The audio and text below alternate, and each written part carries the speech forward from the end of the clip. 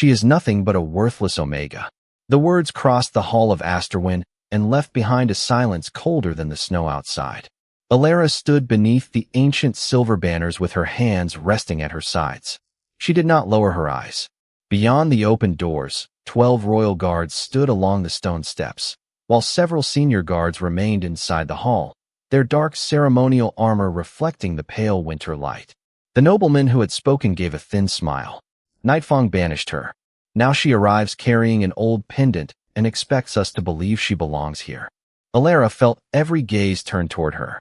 Months ago, those words might have made her disappear inside herself. Worthless, silent, unwanted. She had heard different versions of them for most of her life, but she had crossed too many miles to let another person's contempt decide who she was. At the far end of the hall, an elderly commander stepped down from the raised platform. His silver hair was cut close, and a faded royal crest rested over his heart. He stopped several feet from Alara. His attention was not on her clothes or the Nightfang insignia she no longer wore. He was staring at the pendant resting against her chest. Something changed in his face. "Where did you get that?" Alara lifted her hands. Rowan, standing beside her, translated. "From her mother." The commander took another step. "Her mother's name?" Alara answered with her hands. "Mara Vale." The commander's breath caught. Behind him, one of the royal guards slowly turned his head. The nobleman's smile vanished. The commander looked at Alara again, but this time there was something almost impossible in his expression. Recognition, or the fear that an impossible memory might be real. His hand rose toward the crest over his heart. Hours earlier, Alara had been nearly 18 miles away, following Rowan along a narrow mountain road buried beneath fresh snow. She had not been thinking about titles. She had been thinking about her mother. The Silver Oath escort traveled quietly behind them while the first morning light touched the distant peaks. Somewhere to the south, Kale was returning to Nightfang because Tessa's warning had changed everything. The Hollow Circle had expected him to come north. That meant Alara's journey and the dangers surrounding his throne were connected, though neither of them yet understood how. Rowan stopped where the road divided beside an ancient stone marker almost hidden beneath ice. One path continued toward the Silver Oath Sanctuary. The other climbed toward a dark ridge. "We go this way," he said. Alara looked up the steeper trail. Her hands moved. "My mother's tomb?" Rowan nodded. "If Mara left answers anywhere, they will be there." Alara touched the pendant beneath her cloak. She remembered Kale's final promise before they separated. "Find the truth your mother left for you." For once, the thought of truth frightened her more than uncertainty. They climbed another 2 miles before the trees opened around a forgotten stone arch carved directly into the mountainside. No royal crest marked it. No name had been carved above the entrance. Only a shallow circle divided by 3 narrow lines. Alara stopped breathing for a heartbeat. She knew that symbol. Rowan saw it too. "The hollow circle," he whispered. Alara stared at the mark carved above the path to her mother's tomb. Suddenly, she understood something neither of them had considered. The conspiracy had not discovered Mara after Alara was born. It had been here before them. Alara stared at the hollow circle carved above the mountain passage until the cold began to sting her uncovered fingers. Rowan moved closer to the stone, but did not touch it. "This mark is older than the one Tessa found in Nightfang," he said. Alara signed slowly. "How much older?" Rowan studied the weathered grooves. "Decades, at least." Behind them, the Silver Oath escort remained several yards down the trail. Their commander had ordered the soldiers to wait. Whatever Mara had hidden beyond the arch belonged first to her daughter. Alara stepped beneath it. The narrow passage ended at a stone door without a handle. At its center was a shallow, oval indentation almost exactly the size of her pendant. She hesitated. Her mother had worn that silver piece every day Alara could remember. As a child, Alara had believed it was. Only something beautiful Mara refused to explain. Now kingdoms seemed to recognize it before they recognized her. Alara removed the pendant and pressed it into the stone. Nothing happened. Rowan frowned. Then Alara noticed 3 tiny marks beneath the indentation. Not letters, hand shapes. Her breath caught. Mara had taught her those signs before she had taught her to write. Remember, endure, choose. Alara touched the marks in that order. A quiet click came from inside the mountain. The stone door shifted inward. Cold air carrying the scent of cedar and old dust moved across her face. Rowan lifted a lantern, but Alara entered first. The chamber beyond was smaller than she expected. No treasure filled it. No crown waited beneath glass. A simple stone tomb rested beneath a carved cedar branch, surrounded by shelves of sealed documents. Alara stopped several feet away. For years, Mara had existed in her memory as warm hands, patient eyes, and the woman who never made her silence feel like an absence. Seeing her name carved into stone should have made the past simpler. Instead, Alara found herself staring at words she had never seen before. Mara Valerith. Rowan went still. Beneath the name was another inscription. Daughter of the royal house. Keeper of the last oath. Alara's fingers closed around the pendant. Mara Vale had never existed. Not completely. The mother who had hidden Alara from the world had hidden herself first. Rowan lowered his lantern. Princess Mara Valerith. Alara turned sharply. Princess? Rowan nodded, his voice quieter now. House Valerith ruled these northern territories before the old kingdom fractured. The histories say the royal line ended more than 20 years ago. Alara looked back at the tomb. Her hands moved. Then why was she hiding? That is what we need to learn. A small cedar box rested at the foot of the tomb. Alara approached and found no lock. Only another familiar hand symbol carved into the lid. Home. Her throat tightened. She opened it. Inside lay a folded letter, a silver signet, and a narrow strip of blue cloth embroidered with 7 branches. The letter had been addressed in Mara's handwriting. Not to Alara Vale. To my daughter. Alara unfolded it carefully. The first line made her knees feel suddenly unsteady. If you are reading this, then I could no longer keep the past from finding you. She continued. I gave you silence where others would have given you fear. I gave you another name because there were people who believed the safest future for their kingdom required my child to disappear. Alara swallowed. Rowan did not ask to see the page. She read on alone. Do not mistake what I hid from you for shame. You were never hidden because you were unworthy. You were hidden because someone inside our own walls knew you had been born. Alara stopped. The chamber seemed colder. Her eyes moved toward the ancient hollow circle symbol beyond the open doorway.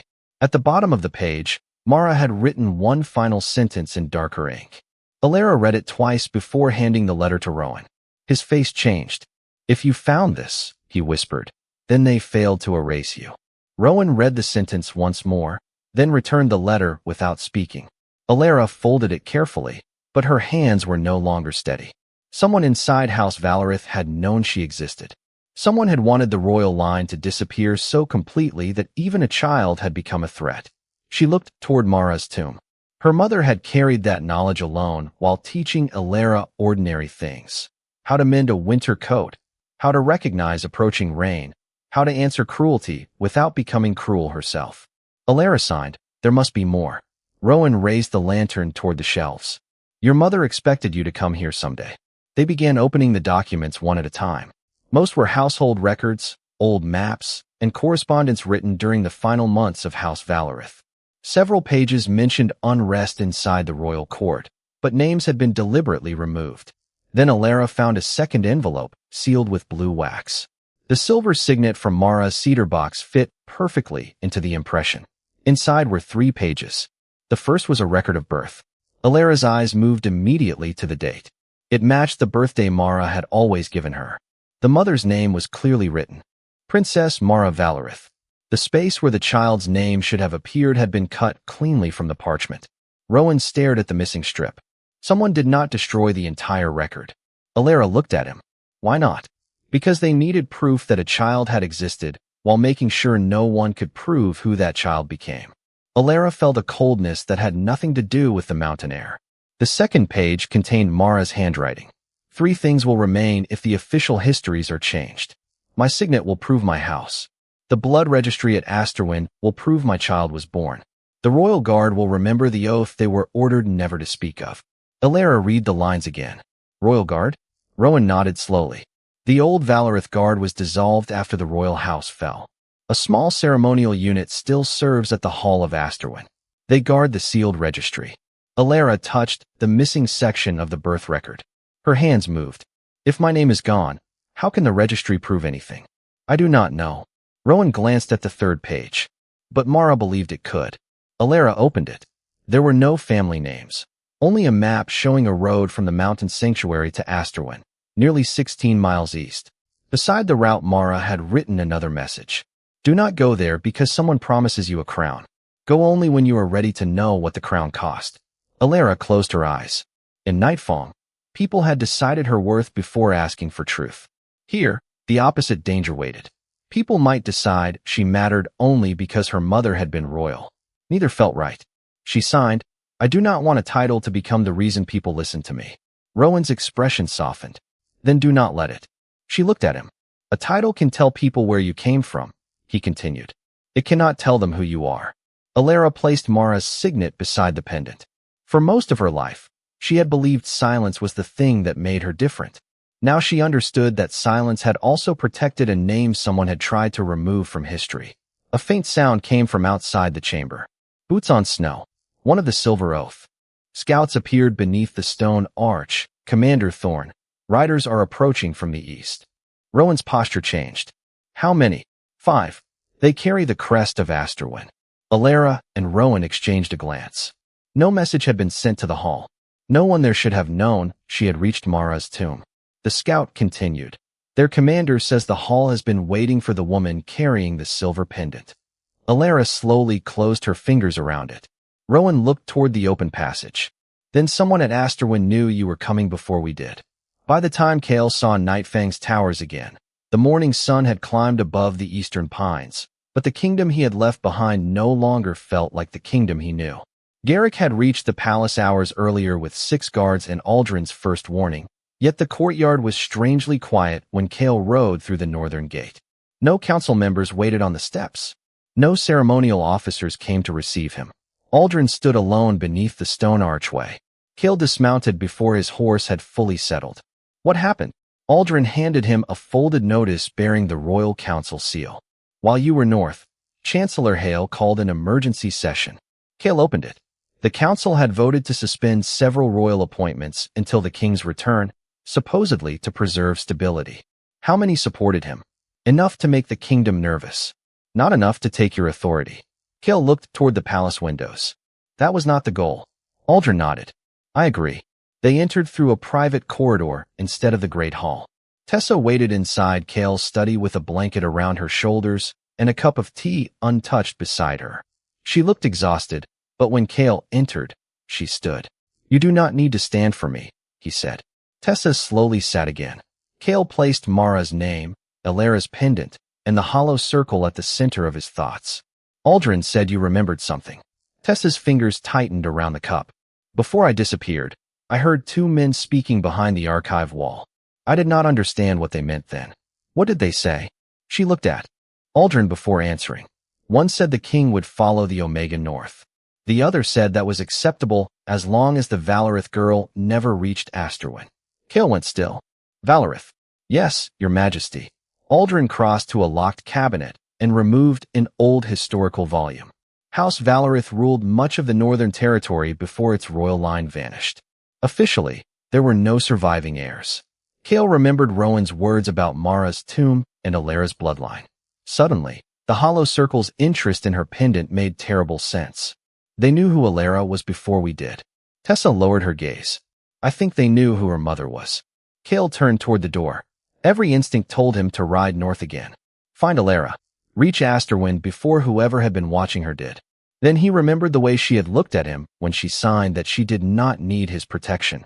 He had promised to stop turning fear into control. Cale faced Aldrin instead. Send a warning through Silver Oath channels. No royal command. No demand that she return. Aldrin understood immediately. Only information. Tell Rowan exactly what Tessa heard. Alara decides what she does with it. Tessa looked up, surprised. Cale noticed. Once, he might have mistaken protecting someone for choosing the road beneath their feet. He would not make that mistake again. A knock came at the study door. Garrick entered carrying another sealed report. Your Majesty, we found something in the council attendance records. Cale took the page. 3 council members who supported Hale's emergency session had visited the restricted archive during the month before Alara's banishment. Each visit had been authorized under different administrative reasons. Cale read the names twice. Bring them in separately. Ask questions. Make no accusations until we have evidence. Garrick nodded. As he turned to leave, Tessa spoke. Your Majesty. Kale looked back. Her face had lost what little color remained. There was one more thing the men said about Asterwyn. Kale waited. Tessa swallowed. They said if the girl reached the hall, it would not matter what Nightfang called her anymore. Aldrin slowly closed the historical volume. Kale looked north. Those stone walls stood between him and the mountains. Somewhere beyond them, Alara was walking toward a truth powerful enough to frighten people who had spent decades erasing it. The 5 riders from Asterwyn did not enter Mara's tomb. Their commander waited beyond the stone arch with his gloves clasped behind his back, as though even crossing the threshold without permission would violate an oath older than any kingdom now standing. Rowan approached first. Alara followed with Mara's letter, signet, and pendant secured beneath her cloak. The commander was a gray-haired man named Captain Soren Veilcrest. His eyes settled on Alara for only a moment before returning to Rowan. 3 days ago, the hall received an anonymous message warning us to watch for a woman carrying Princess Mara's silver pendant. Rowan's expression hardened. Who sent it? We do not know. Alara signed immediately. Then how did you know where to find me? Rowan translated. Soren looked toward the symbol carved above Mara's passage. We did not. We were ordered to watch the eastern road. One of our scouts saw silver oath banners moving toward this ridge. That answer was possible, but it did not make Alara feel safer. Someone had known enough about Mara, the pendant, and Asterwyn to send a warning before Alara herself had known where the road would lead. Soren continued. If you carry what I believe you carry, the hall must examine it. Alara's hands moved sharply. Must? Soren seemed to understand the challenge in her expression even before Rowan translated. You are not under my authority. You may refuse. That mattered. Alara glanced at Rowan, then back toward her mother's tomb. Mara had not told her to trust Asterwyn. She had told her to go there when she was ready to know what the crown had cost. Alara signed, I will go. They left the mountain shortly before noon. The journey east covered nearly 16 miles along a descending winter road, and by late afternoon the Hall of Asterwyn appeared beyond the pines. It was not a palace. It looked more like an old courthouse built to outlast the people who argued inside it, with pale stone walls, narrow windows, and 7 silver branches carved above enormous wooden doors. 12 royal guards waited on the steps. None bowed when Alara approached. None called her princess. Soren led her inside to a circular chamber where an elderly archivist sat behind a stone table. The pendant, the woman said. Alara removed it and placed it before her. The archivist examined the silver edge, then pressed it into a narrow impression carved into the table. A hidden compartment opened with a soft click. Inside rested a blue ledger sealed in glass. Rowan exhaled. The first seal had opened. Alara placed Mara's signet beside it. The archivist compared its crest to an impression beneath the glass. Another lock released. The second seal opened. Still, no one bowed. Alara was grateful. She had not come to be believed because of jewelry. The archivist opened the ledger carefully. Its pages recorded births within House Valerith for generations. She turned toward the final entries and stopped. Princess Mara Valerith, she read. Alara's heartbeat quickened. Beneath Mara's name was a recorded birth matching Alara's date. But where the child's name should have been, the parchment had been cut away. Soren's face hardened.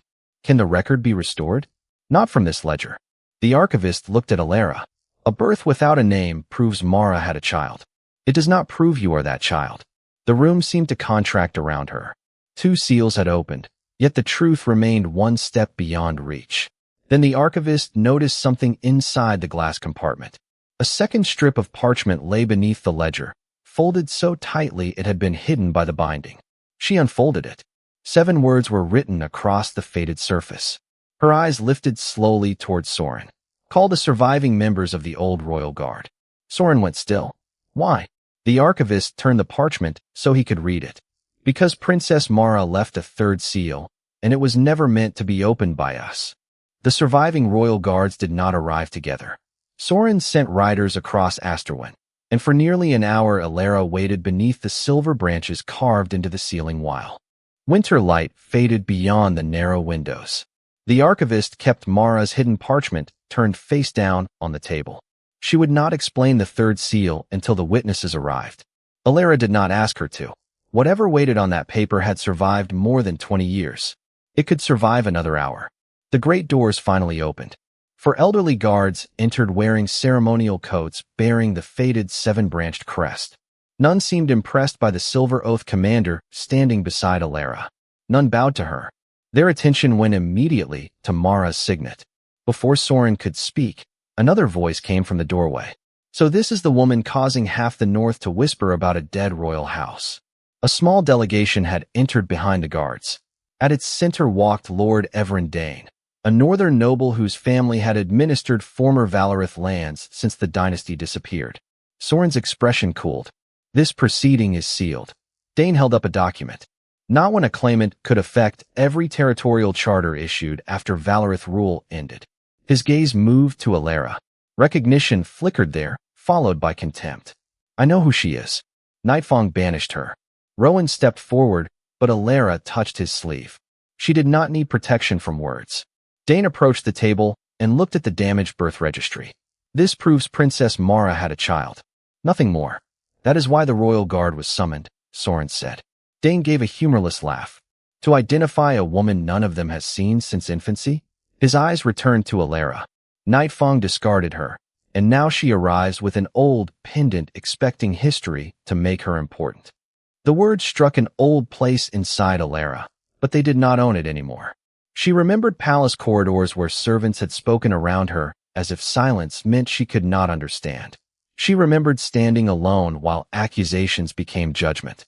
She remembered 10,000 Silver Oath soldiers lowering themselves without being commanded. None of those moments had changed her worth. They had only revealed the character of the people watching. Dane leaned closer to the table. This is the woman you would call royal? Nightfang called her a worthless Omega. The chamber became completely still. Alara looked directly at him. Then her hands rose. Rowan translated. Then judge the evidence. Not the name they gave me. One of the elderly guards lifted his eyes sharply. His name, Soren had said, was Commander Elias Ward, the last surviving captain from Mara's household guard. He stared at Alara's hands. Do that again. Alara frowned. Which part? Her fingers moved naturally. Elias took one slow step toward her. That sign. Alara looked at Rowan, confused. Elias pointed toward her final gesture. Where did you learn it? From my mother. Something changed in the old commander's face, but Dane interrupted. A hand gesture proves nothing. No, Elias said quietly. It does not. He approached the table. Show me the pendant. Alara placed it in his palm. Elias turned it over, pressed his thumb against an almost invisible ridge, and a tiny inner plate opened beneath the silver frame. Alara had never known it existed. Inside was an inscription no larger than a grain of rice. Elias stopped breathing for a moment. The other old guards gathered behind him. Soren asked, What does it say? Elias did not answer. Instead, he looked toward the archivist. Turn over Mara's parchment. She obeyed. The 7 faded words became visible. Elias compared them with the inscription hidden inside the pendant. His hands began to tremble. Dane's confidence finally disappeared. What is it? Elias closed the pendant carefully and looked at Alara. This time, there was no uncertainty in his eyes. It is the oath we were ordered never to speak. Elias kept the pendant in his palm as though 20 years had suddenly become too heavy for one hand. The 7 words on Mara's hidden parchment matched the tiny inscription inside the silver frame exactly. Soren stepped closer. What oath? Elias looked at the 3 elderly guards beside him. None spoke. They did not need to. Whatever memory had entered the room belonged to all of them. Finally, Elias faced Alara. The night Princess Mara disappeared, for members of the royal guard were given an order that never entered the official record. Alara's hands rose. What order? Elias understood the question without Rowan. To protect the existence of her child by never searching for her. Lord Dane gave a sharp breath. That proves Mara had a child. It still does not prove this woman is that child. Elias did not look at him. No, but Mara prepared for that too. He returned the pendant to Alara and raised his right hand near his heart. His fingers formed a simple gesture. Remember, Alara recognized it immediately. Without thinking, she answered with the gesture Mara had taught her as a little girl. Endure. Elias made a second sign. Choose. Alara answered with the final motion Mara always used afterward, one that had never belonged to ordinary sign language. Home. The old guards went completely still. Rowan stared at her. What did you just do? Alara looked confused. My mother taught me. Elias closed his eyes for a moment. Princess Mara created those 4 signs for the household guard. Remember the oath. Endure the silence. Choose what is right. Bring the child home. Dane shook his head. Anyone could have learned them. Not the final sign, Elias said. Mara changed it the night she fled. Only 5 people were ever entrusted with a new gesture. For her standing in this room. The 5th was Mara herself. Silence settled over the hall. The archivist opened another section of the blue ledger. Elias gave her the 7-word oath. She entered it into a small locking mechanism beneath the registry case. A final compartment released. Inside rested a narrow document bearing Mara's royal seal and 4 signatures. Elias read it aloud. The surviving child of Princess Mara shall be recognized by the silver pendant, the hidden oath, and the final household sign entrusted only to her. Alara felt the room tilt around her, though she had not moved. The archivist compared Mara's seal. Soren compared the 4 signatures with the Royal Guard register. Elias and the other 3 men confirmed them one by one. No magic announced the truth. No crown appeared. Only evidence, memory, and a promise kept for more than 2 decades. The archivist finally closed the ledger. The record is valid. Dane's face had gone pale. Valid for what? Soren answered him. For identity. Elias stepped toward Alara. She saw tears gathering in the old man's eyes, but his voice remained steady. Your mother made us promise we would never find you. Alara's throat tightened. Elias gave a small, almost broken smile. She never told us what to do if you found us. He removed his ceremonial helmet and placed it beneath one arm. Then his fist rested over his heart. The other surviving guards followed. Soren straightened beside them. One by one, every royal guard in the chamber offered the same salute. No one knelt. They did not need to. Elias bowed his head. Welcome home, Your Highness. Alara did not feel taller. She did not feel transformed. She was still the same woman who had entered the hall carrying questions instead of a crown. But across the chamber, Lord Dane could no longer meet her eyes. Less than an hour earlier, he had called her worthless. Now the oldest surviving guardians of House Valerith stood before her as witnesses to a truth someone had spent 20 years trying to erase. Alara looked down at Mara's pendant and understood what mattered most. The title had not given her worth. It had only revealed how wrong the world had been to deny it. The salute ended, but no one in the hall seemed willing to be the first to speak. Alara stood beneath the 7 silver branches with Mara's pendant resting against her palm, and the words Your Highness still echoing somewhere she could not quite reach. Lord Dane finally stepped back from the stone table. The certainty he had carried into the chamber was gone. If the record is valid, he said carefully, then the northern charters may require review. Estates, council seats, territorial agreements. A surviving Valerith heir changes more than a name. Soren looked toward Alara. He is correct. Rowan's expression tightened. She has not claimed anything. She does not need to, Dane replied. Her existence creates the question. Alara looked around the hall. Only minutes earlier, they had been debating whether she deserved to be recognized at all. Now they were already discussing what her blood might entitle her to possess. The change unsettled her more than Dane's contempt had. Her hands rose. Rowan translated. My mother hid me so I could live. I will not turn her sacrifice into another prison. Elias lowered his head slightly, understanding before anyone else did. Soren asked, What do you want us to do, Your Highness? Alara paused at the title. Then she signed. Open the records. The archivist looked up sharply. Which records? All of them. Rowan repeated the answer. Every sealed Valerith record connected to Mara, the Hollow Circle, and the final years of the royal house. Dane stepped forward. Those archives have remained closed for more than 2 decades. Alara met his eyes. Then let the truth disturb them. Rowan translated slowly, and even Dane had no immediate answer. The archivist folded her hands over the blue ledger.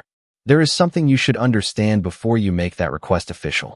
Opening the Royal Archive may trigger succession reviews across every territory once governed by House Valerith. Families have built their authority on the assumption that your line ended. Alara signed, I am not asking for their land. That may not matter, Soren said. Truth has consequences even when the person revealing it does not seek them. Alara thought of Nightfang. Kale had said almost the same thing in another form. Then the crown will have to survive the truth. She understood him better now. She placed Mara's signet on the table. Open it.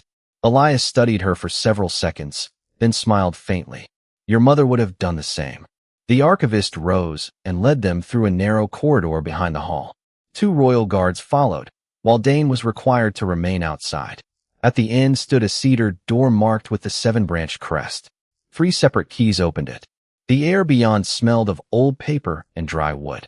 Shelves stretched into darkness, holding boxes untouched for decades. The archivist carried a lantern to the final section. These contained records from the last year of Valerith rule. Rowan found the first reference to the hollow circle within minutes. He opened a ledger and froze. Alara stepped beside him. The familiar symbol appeared beside. A list of names, but the heading above it made no sense. She signed. What does it say? Rowan read it again before answering. Royal Intelligence Order. Elias went still behind them. Alara looked from the symbol to him. Enemy? Elias shook his head. No. His voice had become very quiet. Not then. The archivist opened another ledger.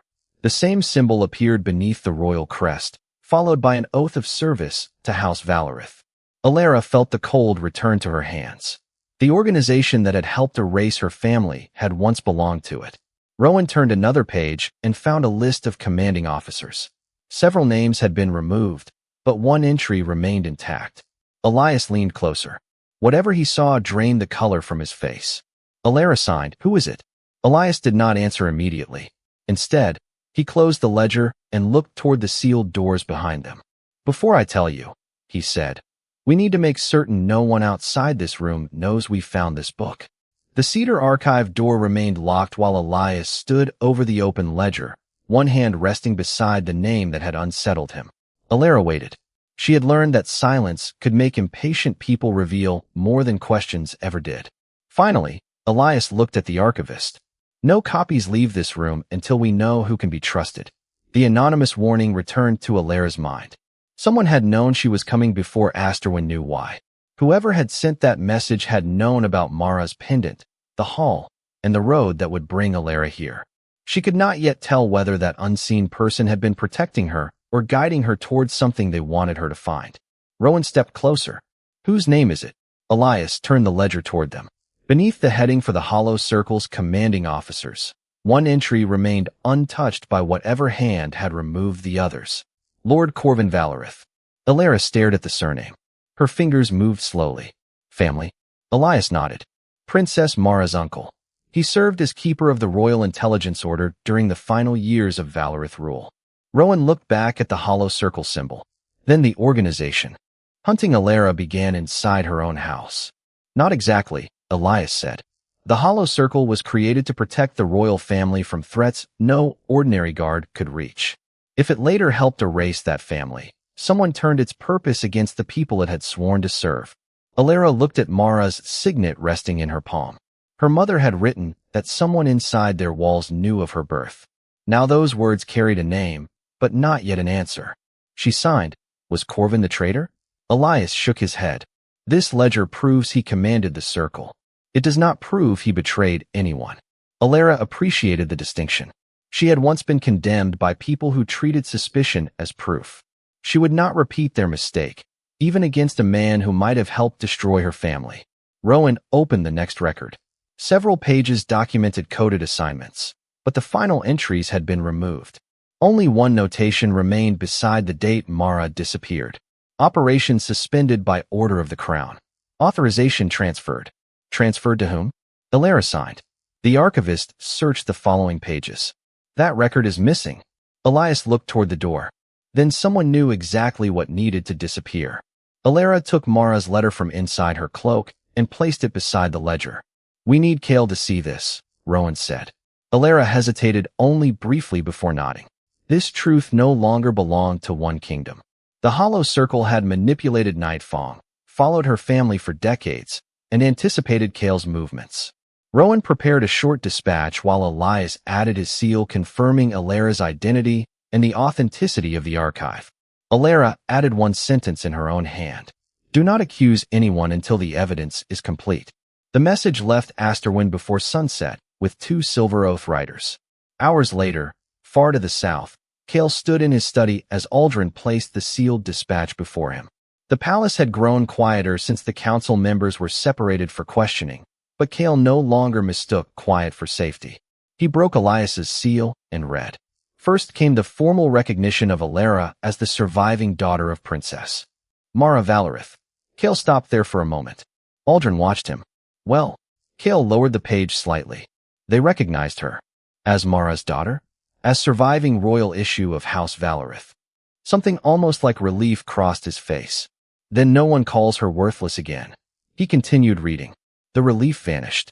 Aldrin noticed immediately. What did she find? Cale handed him the copied archive entry. Aldrin read the words Royal Intelligence Order, then the name Corvin Valerith. The hollow circle served her family? It was created by them. Cale moved to the map spread across his desk. The conspiracy had suddenly become older than Nightfang's council, older than Alara's banishment, perhaps older than Alara herself. Aldrin read the final notation. Authorization transferred. He looked up. But the recipient is missing. Cale nodded. Which means Corvin may not have been the person who turned the circle against House Valerith. A second knock sounded at the door. Garrick entered carrying a thin archive folder. Your Majesty, we finished reviewing the access records you requested. One of Chancellor Hale's private clerks searched the Valerith files 6 months before Lady Alara was banished. Cale's eyes narrowed. Under whose authorization? Garrick placed the document beside Alara's message. That is the problem. The authorization code predates Hale's office by more than 20 years. Aldrin slowly looked toward Cale. The same age as the missing Valerith records. Cale returned his gaze to Alara's dispatch. At the bottom, Elias had added one final warning.